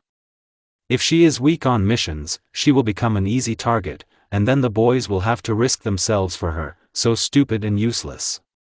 She wanted to become strong like her father and kind like her mother. This is her dream. But it just doesn't work. Training goes to waste. And troubles are afraid of you. When you're not afraid of them, Uzumaki smiled wider. Hyuga raised her head, looking at Naruto in disbelief. Is he encouraging her? Thank you, Hinata muttered timidly, looking down again, Naruto-kun. But he was no longer there. Nowhere. And only with a slight draft came the words. Fight troubles. The girl smiled to herself and glanced sideways at the mannequin. 32 touches of heaven. Hayashi, leaning against the wall, invisible to Hinata, watched his daughter. She is very weak, she has no leadership qualities. Hanabi is more talented than her, however, Hinata is unusually diligent. To train until you get bloody blisters and, despite the pain, to continue. When did she become strong in spirit? She will not become the head of the clan, but as a warrior. Hyuga cast a short, hard glance at the firstborn and pulled away from the wall. She's too far from that. But someday, perhaps, she will live up to her lost hopes. After all, his blood flows in her. The princess will become queen. A laugh came from behind, but, again, there was no one. Shaking his head, driving away the obsession, the head of the clan decided to drink tea. We need to think about the future of our firstborn more carefully. A genius and a madman. Sometimes Shikamaru succumbed to despondency. Only occasionally. He became a shinobi simply because his father and mother wanted it, and he just went with the flow. Whether there will be a shinobi or not, it doesn't matter. In any case, you have to work. But laziness. What does he really want? Just look at the clouds or do something important, help someone, so as not to reproach yourself later for a useless life? But all this is so problematic. Is it really impossible to know everything in advance? Isn't it boring to know the next day? Shikamaru slowly turned his head towards the familiar voice. The local eccentric, Naruto Uzumaki, was lying not far from him on the roof, hanging slightly, looking with interest at the passers-by below. But then there will be no mistakes. No one will get hurt, Nara snapped, leaning back. Why do they always come to him? If you try to fix something yourself, you can end up in trouble. Naruto continued to smile sincerely, like little children on holidays, having received a whole bag of candy. Shikamaru didn't want to admit that Uzumaki was partially right, but he didn't want to argue either. It was too problematic, and it was such a good day. Although no, even then the despondency was consuming. If you constantly think about the next day, you'll wake up an old man. Naruto laughed, as if making fun of his, Shikamaru's, problems. But then the eccentric's face smoothed out. Think for yourself. Do something that will not bring trouble to others. Don't abuse time. The reindeer herder rose up on his elbows, looking at the back of his former classmate, who had managed to move from his usual place and sit on the edge of the roof right in front of Nara. Can you speak normally? Shikamaru asked skeptically, no longer hoping for anything. Talking to Naruto was an entertaining pastime, perhaps because madmen were always more interesting to the genius than ordinary people with their petty problems. There are whole new unexplored worlds in the heads of crazy people. They have an illogical point of view and have their own opinion for every statement. They don't depend on other people's opinions, don't lie, and don't bother you with problems. Who knows? The boy shook his head. Shikamaru chuckled. I think you are well aware of yourself, the genin retorted, ignoring the clouds. At the moment, the blue-red spot in front of him was more interesting than the weather. But you yourself don't know much about Shikamaru. I caught it, the genius remarked contentedly. Uzumaki pleasantly surprises more and more often every time. What can you say about Shikamaru Nara? The reindeer herder asked with an anticipatory smile. Naruto stood on the very edge, as if not noticing the height, and turned around sharply. Don't be afraid to choose, this is your life with your troubles. It will be boring without them. And you can still find a way out, right? He smiled sincerely, laughed without any malice. Hated by everyone, who became the hero of more than one horror story, he continued to be bright, like a child. Everyone else his age had long since lost touch with childhood. Largely due to the life of a shinobi. They feared and hated him partly because of this serene look, because he smiled gently at any rudeness. He is strange and incomprehensible. And also misunderstood. Really? But these are my troubles, Naruto threw up his hands, standing on the very edge. Mistakes are part of life. And they sometimes become friends by chance. He waved his hand and jumped off. It was not there below, nor on the neighboring roofs. But Shikamaru wasn't surprised by this. This is all normal, as it should be. Naruto, who helps everyone but does not allow anyone to come near him, disappears, and his next interlocutor thinks how little he knows about Uzumaki. In the end, this is what Konoha's eccentric should be, an inconspicuous assistant and advisor who does not demand anything in return. How ironic to see such a phenomenon in a world where being a mercenary is the most important job, where children are taught to kill from an early age. Shikamaru stretched out, basking in the sun. Yes, it's still so stressful to think about the future. And let him be a shinobi. But not the one who kills, but the one who saves innocent people, his comrades and the country. Protects a fragile world. This is, of course, problematic, but worth it. The shinobi of the country of fire, without wincing, cut the traitor's throat with a kunai. He, making a gurgling sound, slipped out of Ryo's weakened grip and fell from the branches to the ground, sprawled in an unnatural position. The winner chuckled and casually wiped the kunai on the moss growing on the bark. Once upon a time they were friends, but the war forced them to fight against each other. In this battle, it was initially clear, the one who proves his composure and devotion to his homeland will win. Chuji put the book aside. What could be worse than such a plot? Couldn't the problems be resolved differently without turning against each other? After all, wars are invented by idiots. Right. Fools playing with other people's lives. Outside the window of Chuji's room there was an old tree on which birds had built nests. Every morning they started their song, waking up the boy several hours earlier than expected. But could he be angry with them? Thanks to them, he managed to do everything, and the trill was a delight to his ears every time. Chuji treated his peculiar neighbors with love, leaving treats on the windowsill, a handful of seeds, a pile of cereal or a sliced apple. And the birds were not afraid of him at all. But now the winged one scattered screaming. The reason for this was a shaggy boy in a shabby t-shirt and shorts standing on the window frame. Chuji could not help but know this ever-smiling face.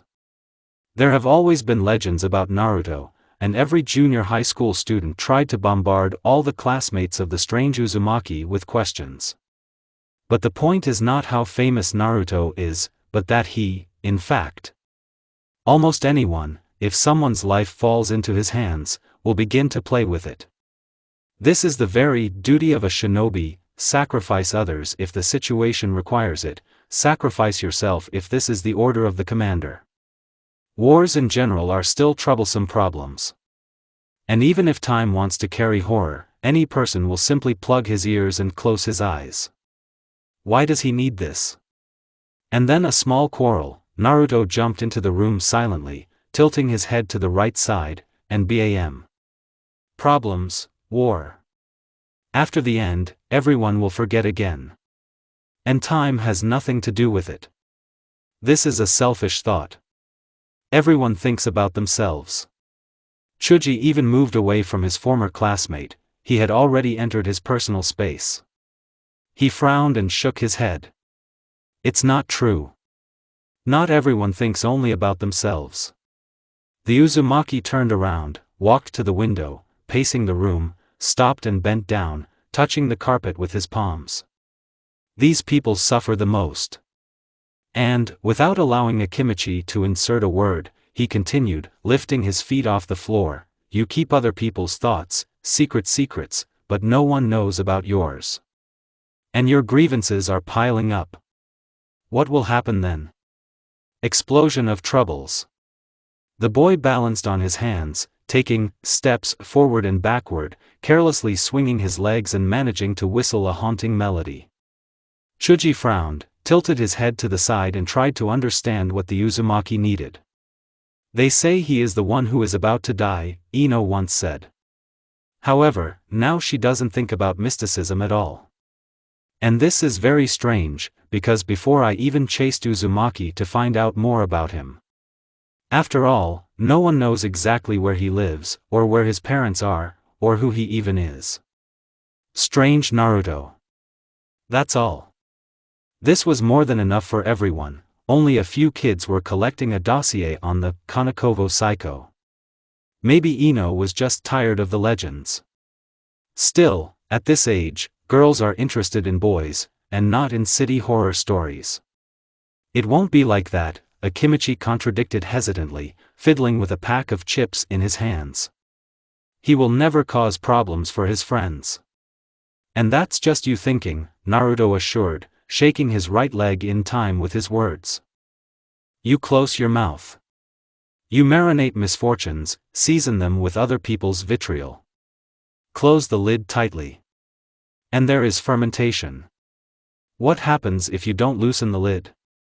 The lid will swell, the boy answered reluctantly, remembering how his mother rolled up jars of jam. But nothing more. What if the glass is thin? You're not thick-skinned, heh? And what, if not thick-skinned, vulnerable? Chuji simply cannot dump all his problems on the shoulders of his comrades, it would simply be unfair. Do you think that since you are big, you can withstand all the troubles? What about the others, straws? Naruto asked with some sarcasm. It's unfair not to trust others. Is this mistrust? He just doesn't want to burden them. You think they just can't take it all? Not true. Better, he won't burden everyone, but he himself will be able to give advice to another, help solve a problem, or just listen. But others can't do that. They can't, huh? That's not the point. Maybe you can try it at least once. Naruto sprawled on the carpet, grouped himself and rolled over onto his stomach. Friendship is when everyone gives the other part of their woes. Putting his head in his hands, the boy looked at Chuji from under his brows and smiled, and taking on other people's troubles and not sharing your own is called differently. Stupidity. Chuji is a fool. A big pillow for crying and beating. Fool, knows nothing about friendship. Easily pushing off the floor, Naruto jumped and landed at the window. You need to trust others, otherwise rats will live under your bed. Chuji didn't know what kind of rats they were, just as he didn't know where Naruto had gone. But he was already sure that next time he would tell Shikamaru that he was very afraid of serious missions, when he would have to face death and betrayal. And Ino will refuse another conversation on the topic, Sasuke doesn't love me. After all, he also has the right to at least sometimes take a break from the life of a wet vest and a silent listener. At that moment, blue-green eyes flashed under the bed. People of time, a man who lives for another. Even the ANBU, hidden in the Hokage's office as the guard of the third, a man who had learned for years to restrain his emotions, had his eyes wide open from the statements of the lousy little scab, Naruto Uzumaki. This boy was always on his own, talking to himself, looking intently into his eyes and smiling softly, understandingly, even a little slyly, like an old man looking at a child. As a man of rich experience to an unreasonable youth. It was freezing, but still, it was imagination, the ANBU stated, fatigue and just a boy's game. He is strange. But he was never loud and demanding. But today, Kakashi carried his burden on his hump to the Hokage in order to take on the mission again. Maybe something connected with the Yamanaka greenhouses, he heard that their flower beds are expanding, and shinobi flower growers cannot keep an eye on other plants. Sakura made attempts to win Sasuke's attention, and Naruto silently walked next to him, looking blindly ahead. Everything was so familiar and habitual that Hatake allowed himself to relax and delve into the intricacies of the plot of the book of non-children's content. The Jounin chuckled, the Kunoichi and the descendant of the great clan fought mentally, and the son of the fourth smiled more slyly. Already standing in front of the third's table, and listening to what the new simple mission was, Naruto, unexpectedly for everyone, loudly indignant for the first time. Old Hokage, for several weeks in a row we have been doing nothing but catching cats, scrubbing floors and pulling weeds. And we are shinobi. Here, he pointed to his protector, as if Sarutobi simply didn't know that they were already genin. I protest. I don't intend to deal with this nonsense anymore. For the first time, the ANBU felt his eyes go up to his forehead just from the loudness of some boy. The third, most likely due to his age, was not able to hide his emotions so well, let alone children, even if Kakashi, the great copy shinobi, had his only visible eye almost falling out of his socket. And Uzumaki, this abscess on the body of Konoha, simply stood aside and pretended to be a ficus. Sasuke was even grateful to Naruto, because he himself was afraid of putting himself in an unfavorable light in front of the ruling hand of the killer village. And when Hiruzen agreed to give a larger mission, he was completely euphoric. And then the door swung open and the customer, an old man, sipping sake for no particular reason, entered the office. And everything would have been calm if the Uchiha had not seen his teammate out of the corner of his eye. Sasuke turned his head towards Naruto and frowned. For the first time, the Uzumaki was clearly interested. A person anticipating some great event. And the Uchiha didn't like it. And for good reason. They discussed the details, agreed on a time to leave and went their separate ways. Sasuke could not find peace for himself. Since Naruto is interested, then one can even expect the destruction of the abysses of the underworld with a subsequent invitation to the hellish throne of the Uzumaki. And while collecting his things, the Uchiha simultaneously thought about what else he needed to take. Unpredictability in everything is Naruto's credo. And, accordingly, his sudden impulses can greatly affect the mission. The role of the only responsible person in the team is difficult. Slowly everyone gathered at the gate and left Konoha, looking over their shoulders at the stone sculptures of the faces of the Kage. And all this time, Uzumaki did not take his eyes off Tazuna, making him shudder under the sight of his bright blue eyes. The reason for the increased attention to the modest person of a bridge builder from a small country began to be revealed with the attack on the Mist Shinobi team. At that moment, everyone was busy saving the engineer and did not notice at all that one genin was slacking, lazily dodging crazy and not so crazy shuriken and kunai. Having fought off the foreign shinobi, Team Number 7 and Tazuna moved on, silent and less optimistic.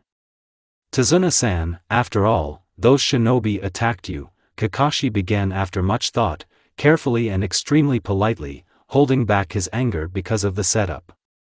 Why do they want to kill you?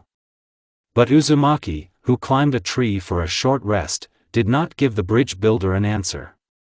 The future is not always better than the present. Problems appear now, but not tomorrow. What are you talking about, Booger? Tazuna frowned. From the very beginning he did not like the boy with the intent gaze. You have offended time, troubles cannot be avoided, but there is already nowhere to put them, and there is no way to hide. Naruto lay on a thick branch, dangling his leg in the air, not even looking at his interlocutor. However, he doesn't need this. Everyone followed the conversation with interest, waiting for an explanation from the bridge builder, but he just waved his hand and took a sip of sake. It's not good to indulge all the boys in their nonsense. After the crossing, the genin team with the jounin and their client came to the foggy shores of the Land of Waves, a small, poor country under the rule of Gato. And everything was calm until Uzumaki climbed into the bushes, muttering something under his breath. And he came out with a white rabbit. Sakura even felt déjà vu. In one of the fairy tales that her mother told her at night, there was an eccentric and a rabbit. The similarity of the characters in the book to the teammate and the little rabbit made me laugh, and Haruno giggled into her fist. And Naruto, covered in leaves and twigs, squeezed the animal, looking strangely at Kakashi. A mountain hare with snow-white fur in the spring? It was clearly raised in captivity. For substitution technique. And the enemy is already here. And then Uzumaki collapsed to the ground. He beat Kakashi's scream by literally a moment. Get down. From the crown of the tree, like a jack-in-the-box, spinning like a mill blade, a giant sword flew out. He was only 30 centimeters from the heads of the genin and the customer who had successfully fallen to the ground, and Sakura was clearly sick of the prospects that they passed her by.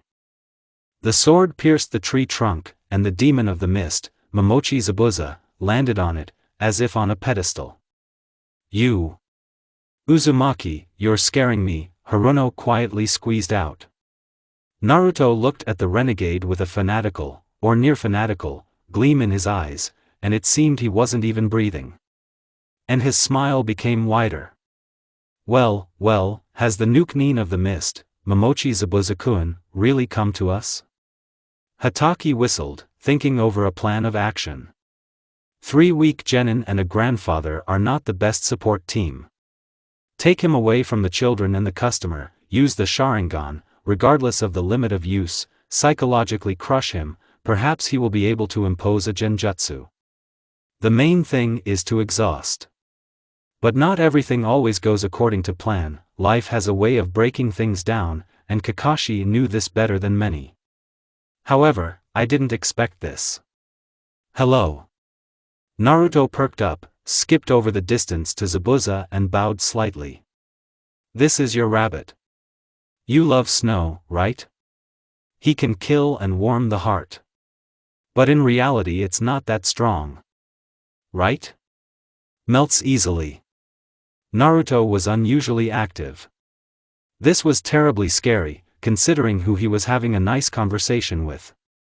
Kakashi tried to grab the boy by the sleeve, but he easily slipped out, looked reproachfully and continued talking to the killer, who had become silent from such natural phenomena.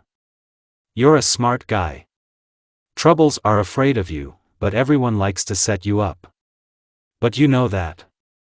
Zabuza listened to some snotty genin not out of shock or enlightenment of mind. No, these speeches were amusing. The boy was not afraid, he did not speak to maintain his reputation with the Nuke, without any pathos or ostentation. Just saying. Clearly blissful. And he thought that there were no such people in Konoha. They would use the boy's defects in the right direction, they would destroy his emotions and make him a real killing machine. No breaks. From such strange ones they turn out to be extremely wonderful. But you, no. They couldn't make her out of you, Uzumaki chuckled into his sleeve.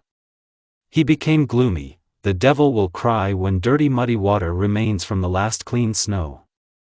But Naruto was not gloomy for long, a smile from ear to ear appeared almost instantly. Zabuza gritted his teeth, the boy was unbearable. Nuknin turned his attention to the copy man, as if nothing had happened, and continued the interrupted conversation. Kakashi's Sharingan. Sorry, copy man, but the old man will be mine. The genin were kicked out of the battlefield, as was Tazuna, who was pleased with this fact, and the two shinobi began a battle for the old man. The Uzumaki calmly lounged under a tree and closed his eyes. Is he really sleeping? Sasuke frowned and grunted, but the obnoxious incompetence did nothing. The battle is on right now. Hee, Naruto said. They are not at all afraid of the end of life. One is offended by time, and does not know when the time will run out. The other is a moment. No future thoughts, no past attachments.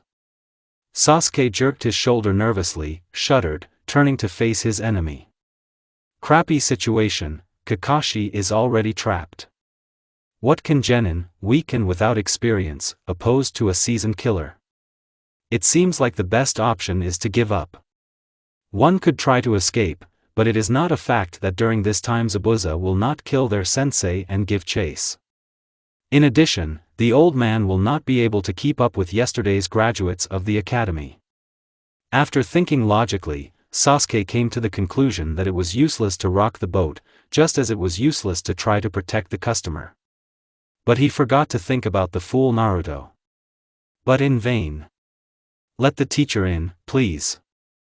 Momochi did not expect such twists and turns of fate. Years of endurance training worked wonders. He not only did not flinch when an unexpected person appeared behind him, but also threw a dozen shuriken at the impudent boy. What is he doing? Sakura suddenly said loudly, watching this scene in shock. And just when the shuriken seemed to have reached their target, Uzumaki disappeared. It was as if he had disappeared into thin air. How did he learn this? Ha. Hirono was no longer surprised by Naruto's sudden appearances behind her. She turned her head slightly in his direction and commanded in a deliberately harsh tone. If you can, help Kakashi-sensei. She had no doubt that he could. Uzumaki already seemed like a fairy tale character. He had inexplicable strength, was strange and seemed to never die. Naruto smiled widely, closing his eyes, ruffling the hair at the back of his head, and barely nodded. And Sakura's heart was lifted, they will cope. If he didn't say anything, then everything will be fine. He whispered with Sasuke, and during the conversation the Uchiha glanced at his comrade in disbelief. He measured the distance from the Avenger to the edge of the water with steps, stood in the middle, and with all equanimity raised his nose to the sky, smiling again. Only not usually softly, but cunningly, even disgustingly. He sharply lowered his head, already glaring at Momochi from under his brows. Zabuza grinned, beckoning the obnoxious boy towards him with a casual gesture. And Kakashi was quietly horrified. I tried to prevent the coming meat grinder, but obviously to no avail.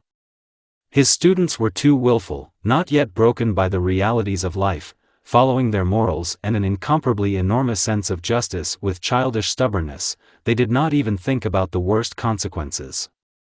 It's so nice to be a child. His worldview obscures his vision, refracting the picture of the world according to his own laws and orders. And it tends to change from any little thing. Not that of adults. And now these children were trying to do the impossible. What always surprised Kakashi was that it was a child who could turn the world upside down, starting from a simple, I want. For them there is no, I can't, it's forbidden, there is no rigid, must, before them. But that's it for now. Until they took on more difficult tasks. But now nothing is impossible for them. True, they don't yet know that they are changing the world with every word, movement, and small decision. Children are more powerful than mature adults. All doors are open to them, they are free to choose their own path in the fog.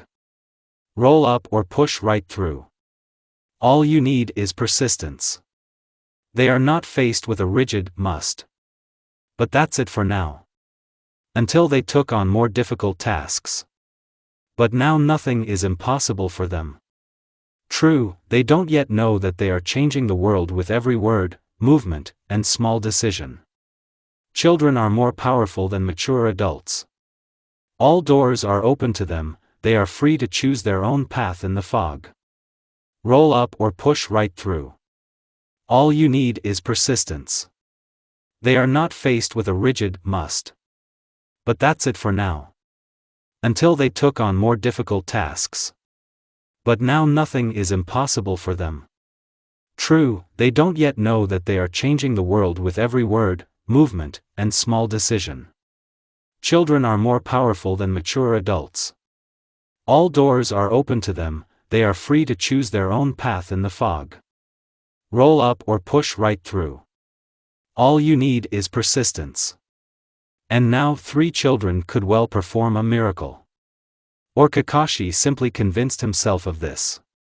Sasuke looked at Uzumaki's back again, shrugged his shoulders and twirled the Fuma shuriken in his hand, and in one movement fixed the folding blades at right angles.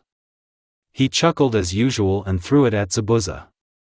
Of course, the failure of such an attack was striking like a poisonous green spot on a black background, if not for one thing. Momochi lost his vigilance and underestimated the children's cunning. And I didn't notice the shuriken hidden in the shadows right away. But when he wanted to fight him off, the kunai blade collided with a barrier. Shuriken disappeared in the smoke, his place was taken by that same annoying blonde child. He defended himself with a kunai, smiled friendly, and looked at his free hand. The senbons, held between the fingers, flashed dangerously, clearly smeared with something. Boy! Nuke-Nin hissed, recognizing the need to interrupt the prison technique. The other hand squeezed the little asshole's wrist painfully. The demon of the mist grinned bloodthirstily, the sound of breaking bones could be heard. But, to Zabuza's amazement, the boy didn't even wince. Only the smile gave way to slight misunderstanding.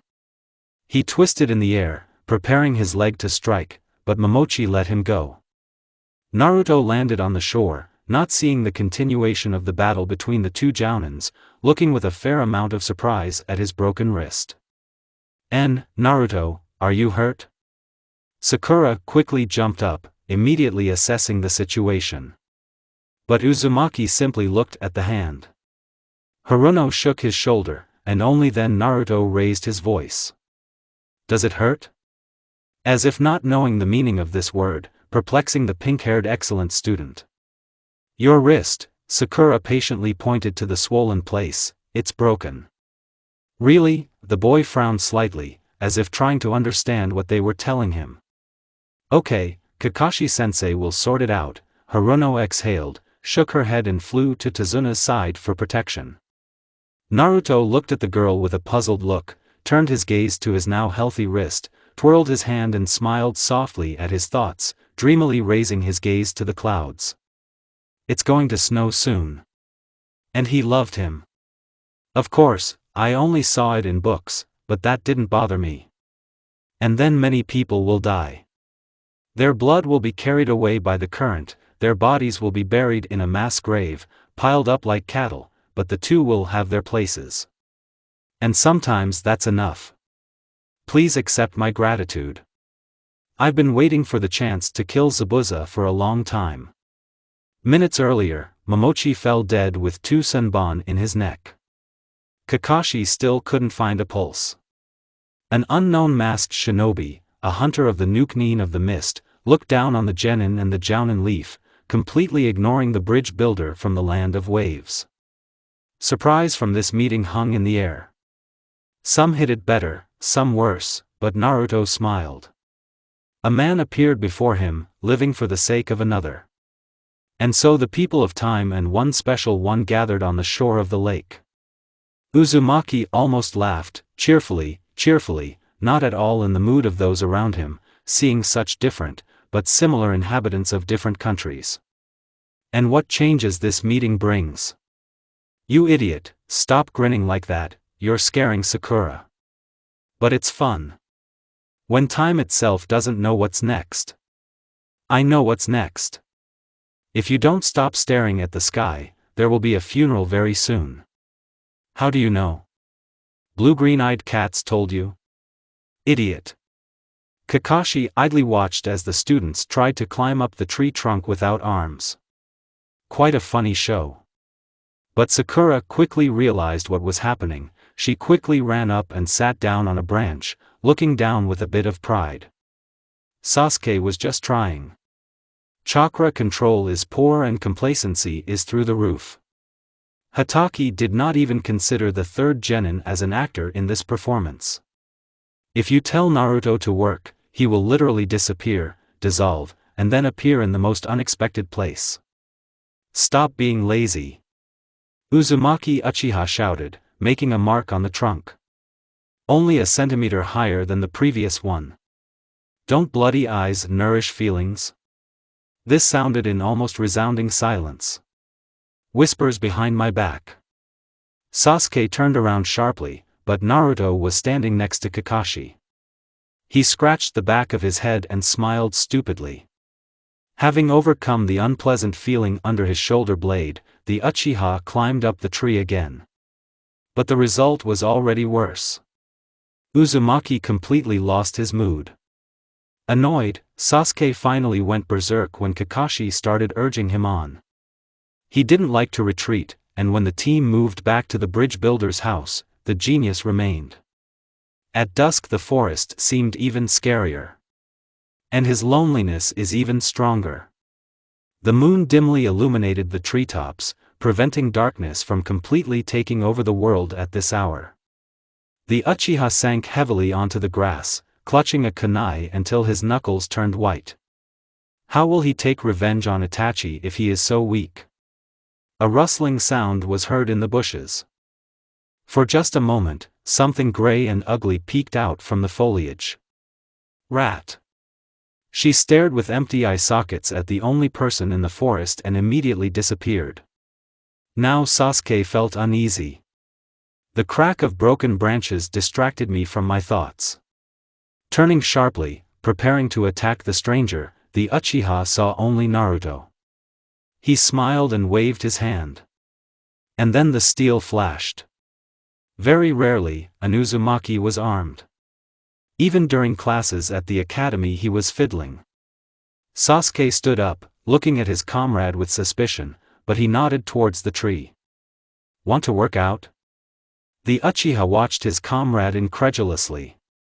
He approached the tree growing next to the one that Sasuke had been tormenting for hours and smiled softly, kindly. What is it this time? The genius of the dead clan was not particularly eager to be alone with Naruto, the strangest boy in Konoha, but this frame did not want to leave. The Uchiha stood up and picked up the kunai, and when he straightened up, the clearing was empty. A nervous lump stuck in my throat, goosebumps ran between my shoulder blades and down my spine. Was it really a dream? It's time to sleep, the Uchiha chuckled, taking courage. He wasn't afraid of ghosts, but now his chest tightened. Suddenly, a kunai stabbed into the ground at Sasuke's feet. The boy stepped back and raised his head sharply. Naruto lay on the upper branches and lazily swung his leg. The Uchiha bared his teeth and ran away. Won't lose to an upstart. The floorboards creaked too loudly, and the genin grimaced. Fatigue prevented him from using his shinobi skills. His silent gait turned into waddling over the threshold, touching everything that could make noise. Having made his way into the room allocated to them by the bridge builder, Sasuke froze in shock. Naruto was sleeping peacefully. And it seemed like he was trailing behind. Mentally remembering all the curses, the Uchiha sat down on his tatami. Hate is bad food for your eyes, they whispered in the darkness. Sasuke turned around and met Naruto's doll-like, completely unseeing gaze. Trying to stop shaking, the boy covered his head with a blanket. Tormenting images from Itachi's illusion haunted him, filled with new colors, and the memories of recent days became covered with cracks. How to forget about hatred? How to let go of everything that happened to him? This is impossible, unrealistic. Geniuses tend to make mistakes, Naruto retorted. To forget about revenge is to lose yourself. Destroy, trample into the dirt everything that was invested in the concept of family. He is also your family. He's a killer. A traitor who does not deserve forgiveness. Everyone will be better off if he dies. Even you? Especially to me. What nonsense, heh? Stupid, stupid Sasuke, Naruto laughed. It's not the past that has grabbed you, it's you that have grabbed hold of it. Losing consciousness from the senbon of Zabuza's henchman, Sasuke remembered this conversation. Maybe everything is really wrong? Error. But finding another purpose in life is not so easy. And the parents, they are no more. It was Itachi's fault. The hated Itachi. Bye-bye. Naruto materialized next to the masked guy, knocked out a shinobi with the unique element of ice in one movement, and landed next to Sasuke to the sound of broken mirrors. The world is upside down. What? Sasuke asked with the last of his strength. And you look like a hedgehog, Naruto remarked without listening. Jerk. Sakura, standing next to the old bridge builder, peered into the fog, hoping to see Sasuke alive and unharmed. She was nervous, tugging at her pink strands and stamping her feet with excitement and impatience. The old man was silent, bowing his head in understanding. But the sound of broken ice interrupted everything, a roar echoed across the bridge, even the fog could not hide the consequences of Naruto's appearance.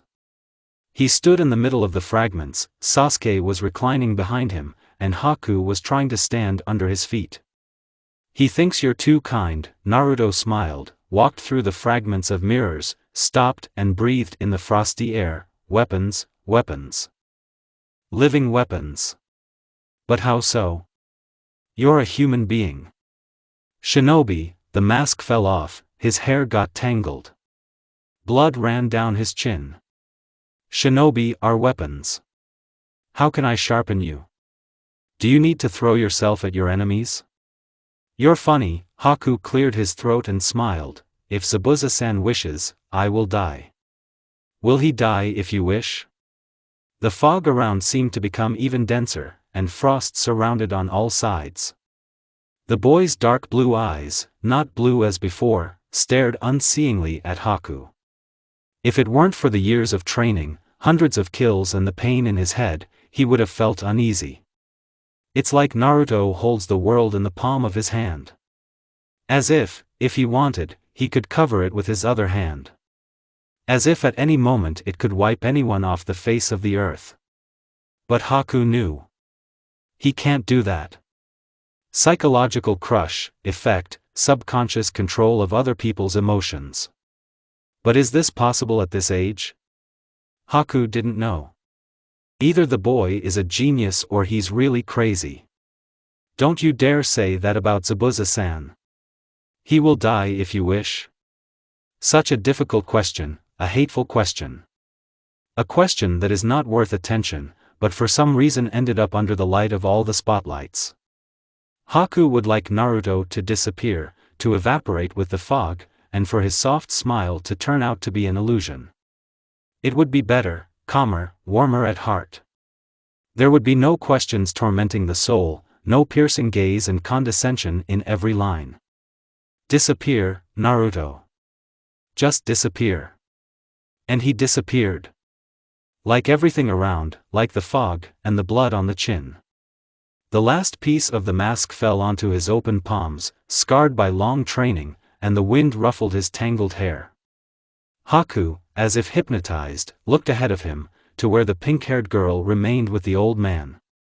She hugged the Uchiha and cried with happiness. And it stung my soul. Where is Zabuza-san? The wind brought with it an unintelligible whisper, as if it had passed its palm over Haku's head and stroked his cut cheek. The trio was joined by the copy ninja, bruised but happy. And there, in the distance, lay a body in a pool of blood. My heart skipped a beat, my lungs filled with lead. Zabuza-san. The scream came as if from underwater. Stunned, scared, like a little boy, like the orphan he used to be, Haku fled, leaving behind fragments of ice mirrors, forgetting about his soft smile and condescending gaze. Never mind. These are little things, nothing. A couple of meters from the body, Haku fell, but continued to crawl towards Zabuza. With trembling hands he checked his pulse. Thread-like, very weak. So what are you going to do? The boy's calm-ishly calm voice behind him. This was the first time Haku wanted to color his kunai red. I will save Zabuza-san, he answered confidently, without looking at Naruto. Why then are you staring? You can interfere. Naruto laughed. Really? Here they are, yes. And he pointed to the crowd of mercenaries that Gato had brought with him. 5 minutes. That's how much it took to kill the traitor drug dealer and his faithful dogs. A powerful technique of the elements of ice, madness that replaced grief, and Haku again sits on his knees in front of the only person dear to him. Why are you crying? A voice, it was unclear whose, cut through the thickness of the water. Haku didn't even think about wiping away the tears mixed with someone else's blood. Stop doing that. But Haku couldn't. There was a rustling sound from the side, and a shadow slipped behind him. Suddenly, Zabuza's hand pulled the boy's body towards himself, and Haku found himself on the cold ground. Hot drops slid down my cheek. Blood. The stern look of familiar eyes and the long sword sticking out of Zabuza's chest. Everything around became dim. Hopelessness shackled me, grabbed me by the throat, strangled me like a helpless kitten. He killed himself for you. Shut up, shut up, shut up. For the love of all gods, shut up. Don't get lost, living weapon. Or is he still a person? Haku lay for a long time on the bridge in a pool of someone else's blood next to the body of the person most dear to him. The rain, as relentless as Zabuza's, fell for the rest of the day. Weapon, man, beast, what's the difference now?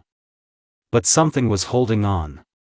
Maybe a condescending look and a soft smile?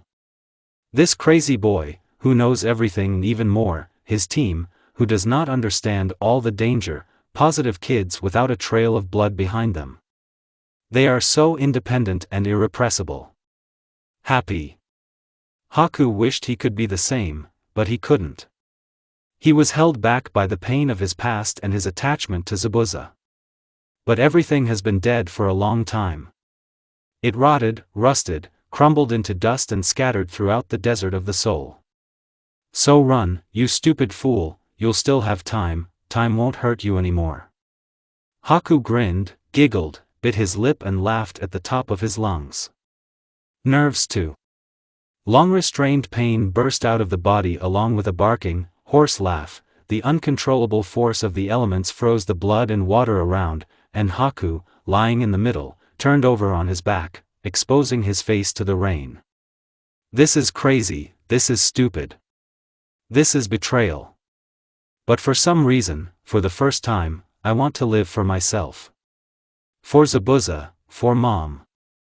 Not as someone's weapon, but as an ordinary person. Naruto sneezed and squinted his eyes in surprise. Something went wrong. What? Sakura looked out of the tent. Did you say something? The boy, who wanted to say something, sneezed again. God, have you caught a cold? This was just not enough. The girl fumbled in her bag, while the Uchiha looked skeptically at his teammate. Do crazy people get sick? Cold? This is just sneeze spitting. Nonsense? No, stupid Sasuke, sneeze spitting. When they are bored, they make us sneeze and cough. Naruto happily explained, and Sasuke concluded that with crazy people you need to act much simpler, agree and not contradict. This is where the story ends.